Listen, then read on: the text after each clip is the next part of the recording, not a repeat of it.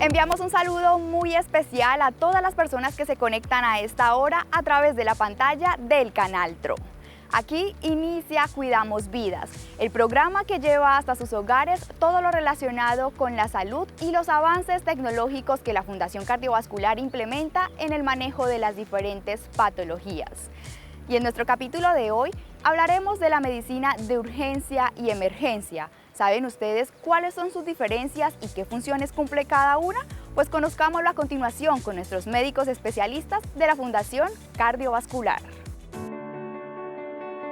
La medicina de urgencias es una especialidad que se encarga en primera medida de manejar el paciente crítico, el que pues llega en la condición más aguda. La idea es estabilizar el paciente, hacer su diagnóstico, iniciar su tratamiento y definir si el paciente puede ser manejado posteriormente en una unidad de cuidado básico, en una unidad intermedia o en una unidad de cuidado intensivo. Hay dos tipos de patologías, ¿sí? La urgencia es una patología que se debe atender en ese mismo momento porque puede llegar a poner en riesgo la vida del paciente. Una emergencia, a diferencia de ello, es aquella que si yo no atiendo en el mismo momento en que el paciente llega, el paciente puede llegar a fallecer. La escala de triage es una herramienta que se usa a nivel global en todas las instituciones de salud que contamos con un servicio de urgencias, en el cual se busca, mediante una clasificación de acuerdo al estado clínico, los síntomas, los signos vitales y los hallazgos al examen físico inicial que se puede evidenciar en la consulta, cuáles son las herramientas o cuáles son las estrategias que se deben brindar al paciente para poderle brindar una mejoría clínica. El equipo de emergencias del hospital lo conforman una serie de profesionales, médicos, hay médicos generales, médicos especialistas en las diferentes áreas, profesionales en enfermería, encargadas de las diferentes áreas, y lo más importante, nuestro personal auxiliar, conformado por auxiliares de enfermería, pero también auxiliares de laboratorio, auxiliares de servicios radiológicos y nuestro personal de servicios de vigilancia y de servicios generales. Como en todo servicio de emergencias, el paciente generalmente tiene dos rutas de atención. Una que es la ruta del paciente que se encuentra hemodinámicamente estable, que ingresa al paciente y se dirige directamente al área de admisiones para su ingreso al servicio de urgencias. Y la puerta número 2, que es la puerta donde generalmente llega el paciente hemodinámicamente inestable, llega generalmente en una ambulancia y es una puerta que ingresa directamente al servicio de reanimación. Este es el servicio de reanimación. Lo primero que se hace aquí en esta área es canalizar pacientes y estar monitoreándolos. Se establece una atención inicial donde se mira qué tan urgente es, qué tan grave es la situación y con base en esa atención pues se inicia la atención del paciente críticamente enfermo. En las instituciones que tenemos un cuarto nivel, lo más frecuente en urgencias en ortopedia son las fracturas, especialmente las fracturas expuestas, secundarias a los accidentes de tránsito, especialmente en motocicleta. Y le siguen otras que siguen en prioridad como urgencias, que son las luxaciones y las fracturas en niños. Cualquiera que sea la fractura en niño, siempre es una urgencia. Actualmente, pues como hemos visto en estos últimos 2 años, la principal patología ha sido sin duda el COVID. Sin embargo, pues a nivel general, lo que hemos visto a nivel del mundo, la principal patología es el infarto y también pues enfermedades cardiovasculares. En Colombia, la principal patología de consulta es el dolor abdominal.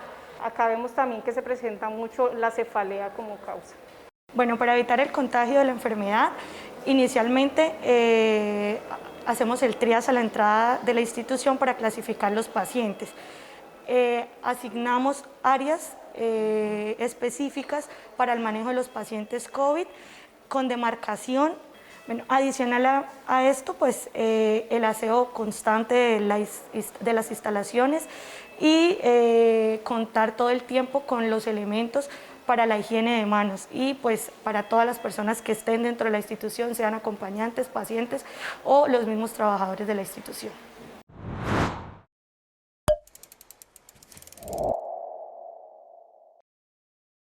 Teniendo clara esta información, hacemos una pausa y ya regresamos con más en Cuidamos Vidas.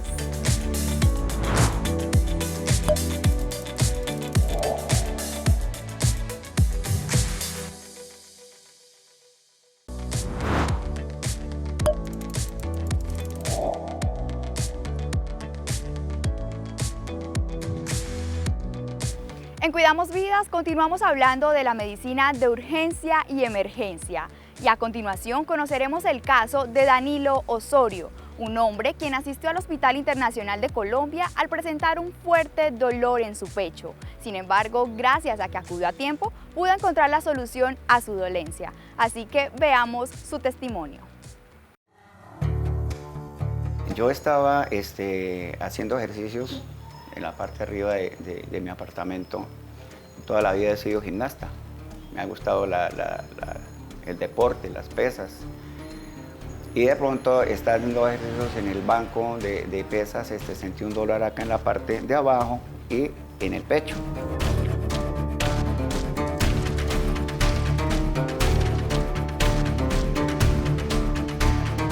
Y por la noche seguí con el mismo dolor, Yo llamé a mi hija y le dije, mamita, me está pasando esto y esto. Y me dijo, no, papi, eso toca que te vayas para urgencias, porque eso no es normal. Y sí noté yo que oriné como un color rojizo. Entonces ahí me puse yo más nervioso. Y sí, efectivamente, arranqué a las 7 de la mañana para allá y llegué a urgencias y me atendieron. Me hicieron el electrocardiograma y salió bien. Entonces la doctora me dijo, no, pues vamos a hacerle otro examen, vamos a hacerle uno ecocardiograma. Y me mandó también a hacer exámenes completos de sangre y de creatinina, de orina y todo eso. Bueno, mientras tanto yo esperé ahí en la sala de espera. Me dieron los resultados, ¿sí? Como a la hora, y estaban todos bien, menos una cosa, que notaron que en el riñón izquierdo tenía un calculito en la parte izquierda del riñón. Me dijo la doctora que el doctor había visto el ecocardiograma y que sí, que efectivamente yo de pronto era como una especie de una arritmia benigna. Sí, ese vacío que yo sentía era una arritmia. Pero no, me dijo que era normal y que no era necesario de tomar ningún medicamento. Pero que si se me agravaba y ya se volvía continuo, entonces sí había que tomar cartas en el asunto.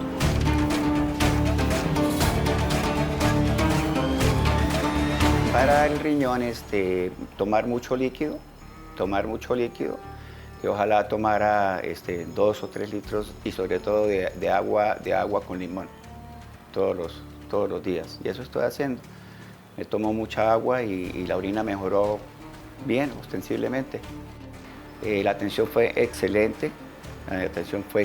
Fue rápida, fue oportuna y quedé de verdad impactado con el buen servicio y las instalaciones que están muy bien dotadas y muy limpio, muy pulcro todo.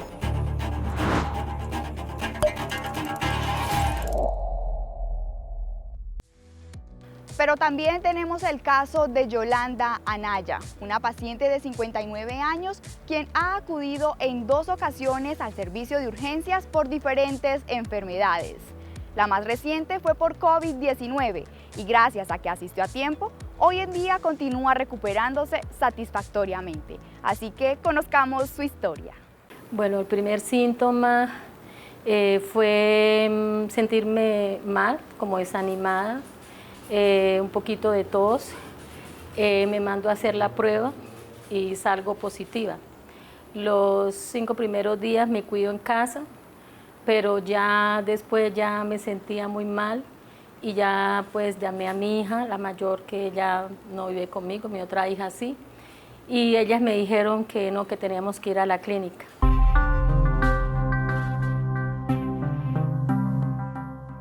Nosotros decidimos llevar a mi mamá cuando estaba saturando 85, 84, cuando la notábamos físicamente agitada.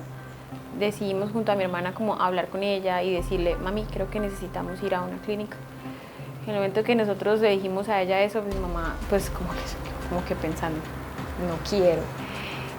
Mi mami ya había sido atendida en la HIC por H1N1 y hace 3 años y nos fue súper bien. Mi mamá me dijo, listo, accedió. Cuando hablamos con ella, pues accedió y pues dijo, yo quiero ir, pero quiero ir a la HIC. Ya cuando ella la reciben en la clínica, afortunadamente acaban de desocupar una cama UCI en la parte respiratoria. Por la gran ocupación, la UCI la dividen en varias como fases, como varias salas. Entonces a ella le dan una habitación, una UCI respiratoria, que es una sala totalmente COVID. Mi mamá llega con pánico, entonces no me suelta la mano, me dice tienes que quedarte conmigo, no me suelten, no me dejes, no me dejes. Entonces me tocó firmar un consentimiento de poder ingresar, pues porque es un riesgo. Después de eso yo tuve, mi estadía ya fueron 28 días, pero de esos 28 días tuve 2 intubaciones. Fui muy bien recibida, me atendieron súper bien. Hay un paradigma muy grande con no ir a la clínica y de verdad pues le pido perdón a Dios y a la clínica porque la verdad me atendieron muy bien, ya pues empecé a tener confianza, ya el otro proceso es el que le digan a uno pues el estado en que uno está, pero si no hubiese ido pues no estaría aquí. Mamá, te amo. Feliz y contenta. Gracias. Cuando nos dan el alta, fue como volver a nacer, literalmente. 28 días, hoy es el día 28 y salimos de esta situación. El milagrito de la sala. Porque siempre fueron 28 días postrada en cama, 10 días entubada, entonces el habla, la alimentación, los sentidos, volver a reactivarlos porque ella tenía con poca sensibilidad todo su cuerpo, no sentía sus pies, no sentía sus manos, entonces fue un proceso literalmente volver a nacer, de pensar y programar mentalmente, de decir es un día a la vez, de que esto es progresivo, de que no quedó ningún daño físico, es un progreso. Ellos se asombraban mucho de la unión familiar que nosotras teníamos. Nosotros somos tres mujeres, mi mamá, mi hermana y yo, entonces se asombraban mucho como de la unión familiar y el amor que nosotros siempre mantuvimos durante todo este proceso, que es un proceso muy duro y que creo que es un proceso de resistencia. Creo que nuestra unión y el amor, pues el amor que nos tenemos las tres hizo que pudiéramos salir adelante de toda esta situación. Entonces, gracias a esa empatía que hubo, nosotros también los consentimos mucho, pues el agradecimiento que había de mi parte y de parte de mi hermana. O sea, no tengo palabras realmente para expresar el agradecimiento que hay. Mi papá no está, falleció, pues solamente me queda mi gran tesoro, que es mi mamá. Faltan muchas cosas por vivir y que ella nos vea vivir a nosotras como hijas de ella. De verdad los admiro tanto y perdón, pero es que de verdad estoy tan agradecida y tan conmovida con su trabajo, y decir que van a una clínica a morir pacientes es una total mentira, es una total desfachatez y imprudencia, creo que decir eso. Y si de verdad necesitan ir, porque de verdad lo requieren, háganlo. Si quieren cuidarse el mayor tiempo posible en casa, no está mal, pero hay que ser conscientes que llega un punto a veces en el caso de muchos en los que ya necesitas una ayuda profesional y un recurso de una clínica, con un oxígeno de clínica, con un ambiente totalmente estéril, y eso te puede salvar la vida. De verdad me quito el paradigma de que a veces dicen no vaya a la clínica porque todos se mueren. Pues lo puedo decir hoy, no todos se mueren. Yo salí en victoria con la ayuda de Dios y con la ayuda del personal de la IHC, y de verdad agradecido, y les mando un beso, y si lo llegan a ver, gracias por el apoyo que me dieron.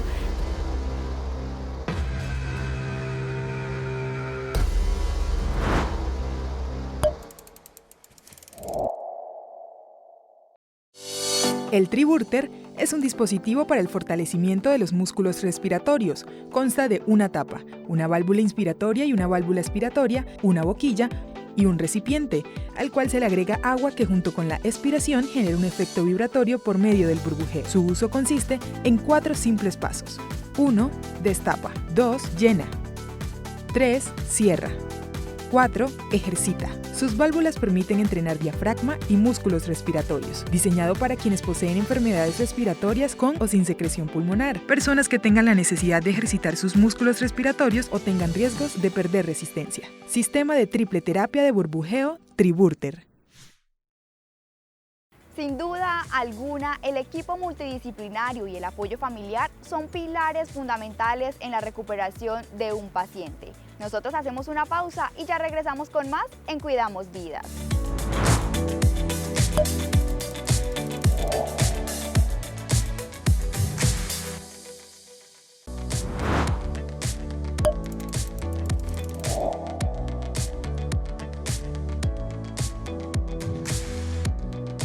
Existen muchas dudas e inquietudes alrededor de las urgencias y las emergencias en la salud. Conozcamos en qué caso se debe acudir a una de ellas y cómo podemos manejarla desde casa.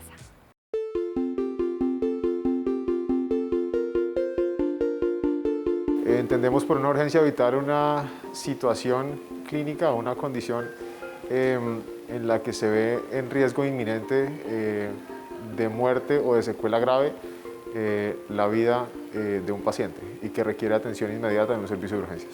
Tanto todos los padres o cuidadores de niños y adolescentes tenemos la responsabilidad de saber identificar aquellas lesiones o enfermedades que ponen en riesgo la integridad o la vida de los niños y así acudir de manera inmediata a un servicio de urgencias en pediatría. Hay algunas lesiones de causa externa que son de urgencia vital, tales como traumas craneoencefálicos, traumas, fracturas, envenenamientos, mordeduras, picaduras, lesiones graves que deben ser manejadas de manera inmediata, violencias, abuso sexual.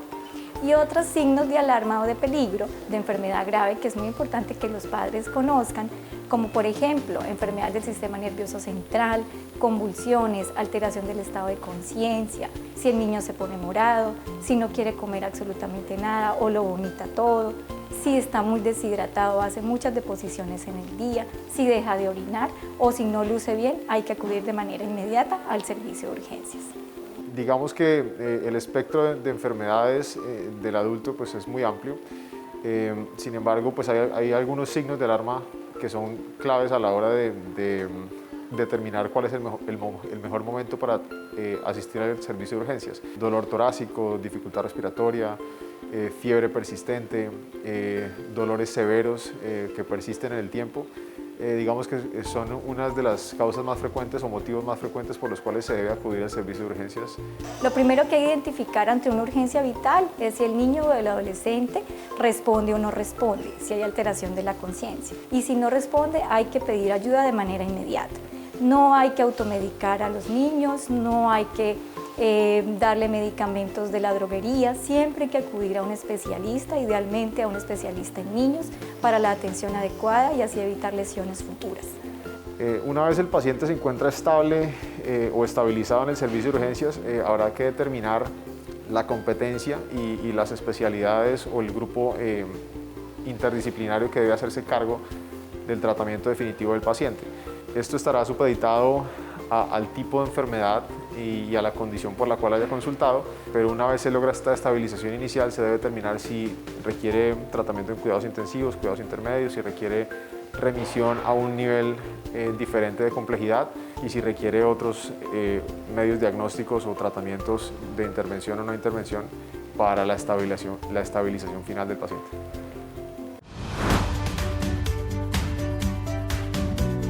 Hoy en la consulta nos acompaña la doctora Juliana Giraldo Villamil. Ella es la coordinadora de la Unidad de Emergencia y Urgencia del Hospital Internacional de Colombia y nos estará respondiendo a las preguntas que ustedes nos hicieron llegar a través de nuestras redes sociales sobre nuestro tema de hoy. Así que doctora, bienvenida a este espacio en Cuidamos Vidas. Muchas gracias por la invitación. Bueno doctora, pues vamos a iniciar con la primera pregunta y ¿es malo dejar dormir a alguien después de que recibe un golpe fuerte en la cabeza? ¿Qué podemos responder ante esta pregunta? Bueno, primero que todo es importante cuando estamos frente a un trauma craneoencefálico o una persona ha presentado un golpe en la cabeza, diferenciar o establecer cómo está el nivel de conciencia de esta persona. Para esto hay que estar atentos a los signos de alarma, que son como las alertas a las cuales debemos hacer seguimiento y que si se llega a presentar en cualquier momento debemos consultar inmediatamente por urgencias. Entonces, en el caso de un trauma craneoencefálico, los signos de alarma son que una persona vomite después de haberse golpeado en la cabeza, que presente movimientos anormales o que tenga una convulsión, que tenga un dolor muy severo, En el caso de los niños que tengan un llanto que sea incontrolable o que estén muy irritables, que haya una coloración morada alrededor de los ojos, que haya sangrado por los oídos o que haya pérdida o disminución de la fuerza de alguna de las extremidades, que haya alguna asimetría en la cara, que de pronto presente desviación de la boca hacia alguno de los costados, inmediatamente debemos asistir al servicio de urgencias. Bueno, doctora, pues muy claros estos signos de alarma ante pues una caída y un golpe en la cabeza. Vamos a la siguiente pregunta y es, ¿qué puedo hacer si una persona junto a mí pierde el conocimiento? ¿Cómo podemos actuar? Bueno, pues acá es importante primero evaluar el sitio donde ocurren los hechos. Si estamos en una vía pública, vamos caminando por la calle y vemos que alguna persona pierde el conocimiento, lo primero que debemos hacer es solicitar ayuda a las personas que se encuentran alrededor para generar un cordón de seguridad y digamos que asegurar el sitio donde se encuentra la persona. Idealmente no debemos movilizarla porque no sabemos si durante la caída tuvo algún golpe y pues podríamos ocasionar una lesión al movilizar a la persona.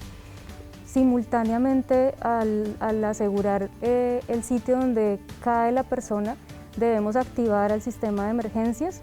La línea nacional para atención a emergencias es el 123 y mientras esto pasa, lo ideal sería verificar si esta persona responde o no al llamado. Entonces inmediatamente podemos colocar una mano sobre su hombro o sobre la pierna y preguntarle si responde, cómo está, su nombre.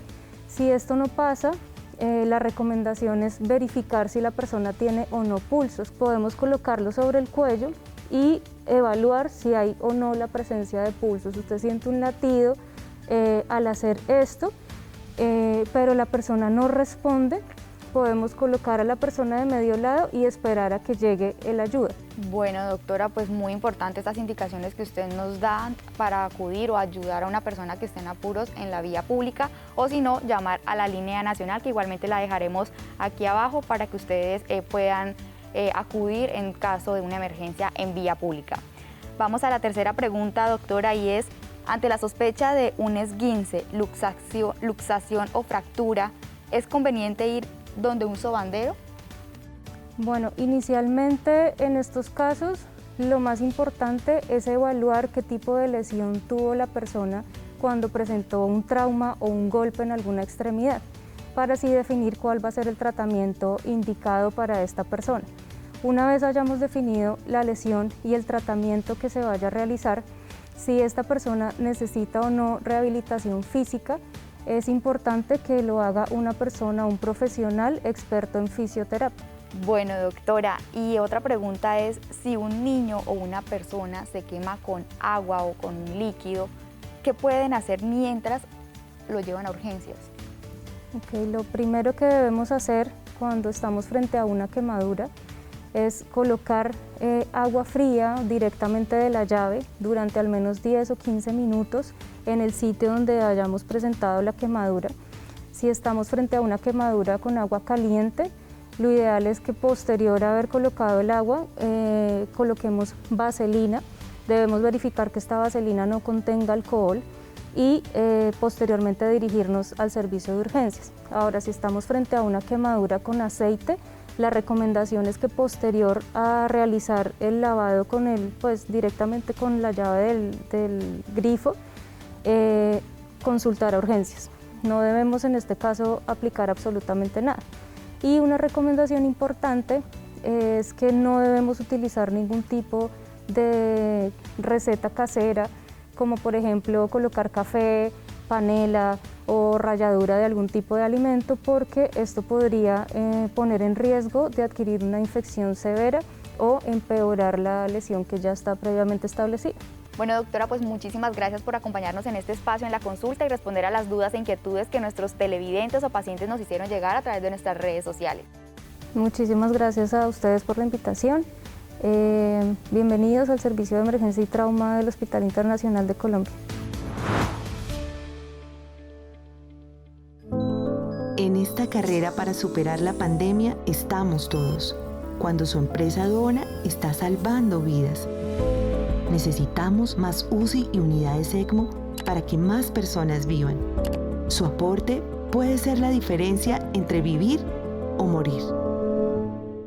Y con esto hemos llegado al final de nuestra emisión. A todos ustedes, gracias por acompañarnos.